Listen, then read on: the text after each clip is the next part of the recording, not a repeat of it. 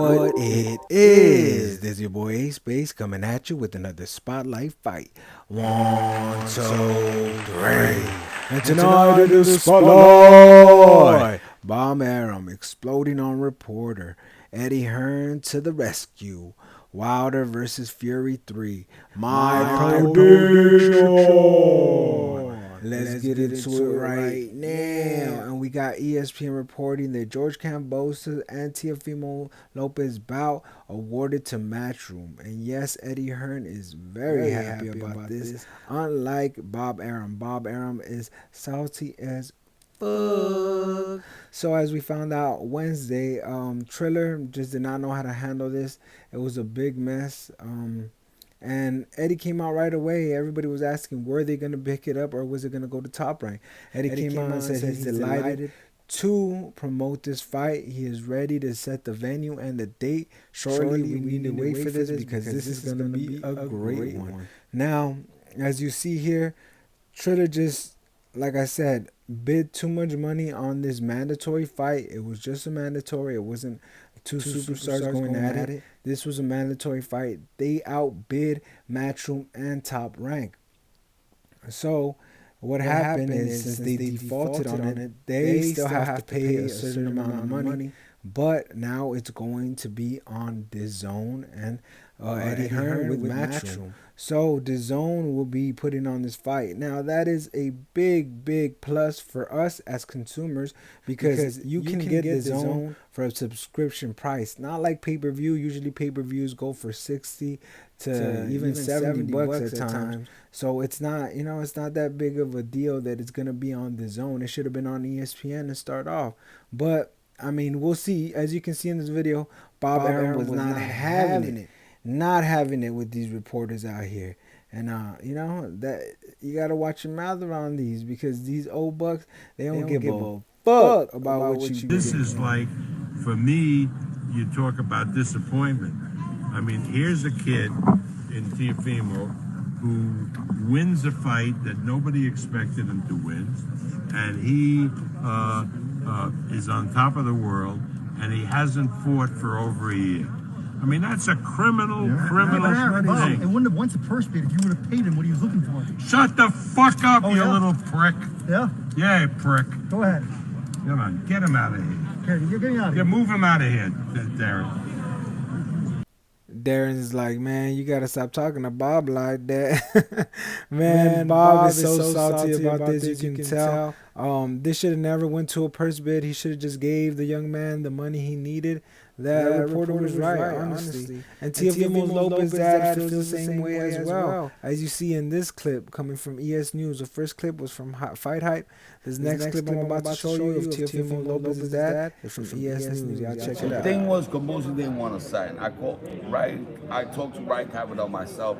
I told him, listen, you got to give me something before I go to my son, because my son is getting tired of this shit. And I told him, and he goes, what will make you happy? I said, put $100,000 in his fucking bank account.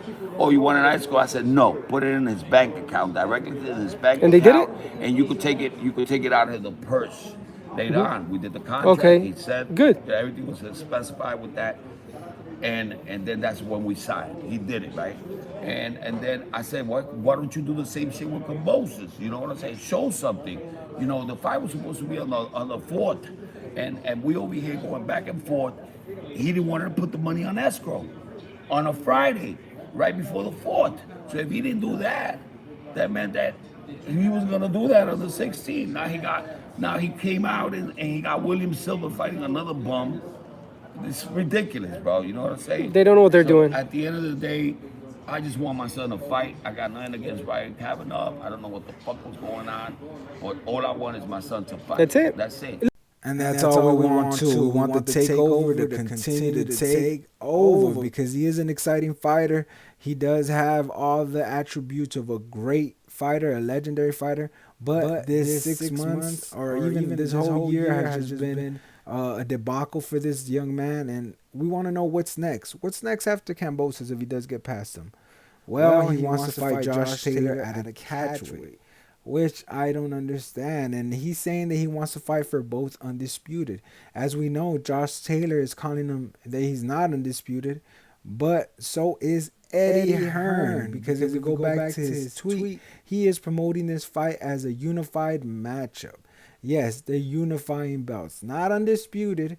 Why? Because Eddie Hearn has previously promoted Haney, Devin Haney. Now Devin Haney is a free agent. He has his own promotional company, but he still works with Eddie Hearn. So of course he's not going to call it undisputed with a regular champion that you still work with. That's bad business. So I get why he's doing it. But the thing that gets me is, when are we going to see Teofimo go up against a 135, a top 135?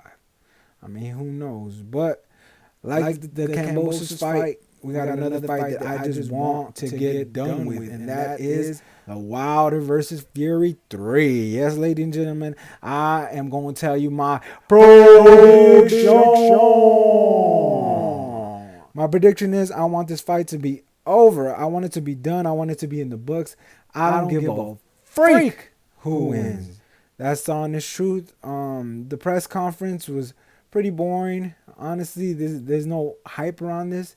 But this clip was very important, and I'll tell you why after you see this. Check this clip out. Steps at all to stop me from cheating again. Why you explain yourself? I'm not explaining myself. I'm asking you the question. You haven't denied any allegations to this point. I don't need to deny it because it's true. You know what I'm saying? You haven't denied any I had allegations. knuckle dusters on. I had a turbo jets on me You don't even want certain media in here to give you the tough questions. You have nobody to give you the tough questions. And there's nobody in here that can ask me a tough question. So when it's like you're in denial and you're getting knocked out. Let's make it happen. And you're going to retire. Retire. You don't know nothing about knocking no one out. Do yourself a favour. You don't have knockout power. Your legacy's in bits. Even in my worst times, you still hit like a bitch. I didn't feel nothing. No one's even believed you. I didn't feel anything. You were wondering why I kept getting up and getting up. Because I didn't feel nothing. You have no power. You're not a knockout artist. Well, I knocked you out, didn't I, Dosser? Nah, I went out on my feet. That's a knockout. I had a disloyal trainer to throw the towel in. And guess what? When someone throw the towel in after the boss tell them not to do, the employee gets fired. Yeah, but you said I had knuckle dusters on. JD is in the room while I had the fucking gloves on. Why didn't he say something then? He's in on it too. Don't worry about him. He's in on it. Don't worry about him. I handle my team like I handle my team. He's in on it too. You handle yours like you handle yours. You're a weak man. You get knocked out. Thank you. End of. Thank you. I'm the one that defending my title. Dude is a savage. Saying JD is still there. What is he doing there? He's seen me put them dynamites in that glove, the egg wave form. He's seen all that. How is he still on your team? But then you drag Mark Braden into the dirt. Man, that is something that I've been saying for a while. But as we see, the tale of the tapes between Tyson Fury and Deontay Wilder, 35 and 32 age. Tyson Fury is a little younger. Tyson Fury has no losses. Deontay Wilder has only one loss to Tyson Fury. The reach advantage is similar. It's, they're both tall men. So it's like two giants going at it. Who's going to be the better giant? And as we've seen, Mike Tyson came out and told him, you should go all out for 5 to 6 rounds. If you catch him, you catch him. Go all out, win or lose. That is the best advice anyone could give Deontay Wilder. Go out there. Do not try to outbox this man. He will outbox you 99% of the times. Do not do it. Go out there and try to destroy this man. Yes, because as we've seen with Joshua versus Usyk, he tried to box with a boxer. You do not do that. If you are a power puncher, you're going in there and trying to knock his head off, not trying to stay out of the pocket and move around. And no, you need to go in there and bully him out of his positioning and hit the way he wants to, his game plan. That's what Deontay Wilder needs to do. With that said, I hope he gets a knockout. I hope he does avenge his own personal vendetta against Fury. But on the other side, I hope Fury does win too, because I want this to be over. The Deontay Wilder fanboys who are out there, y'all know who you are. Shut the fuck up, you little prick. I need to stop it and just let this man be a man. He is not a god. He is not the greatest heavyweight that ever lived. No, he is a great heavyweight who has been in the game for a while and has defended his title, no matter who it was against, I'll give him his props. And he is exciting.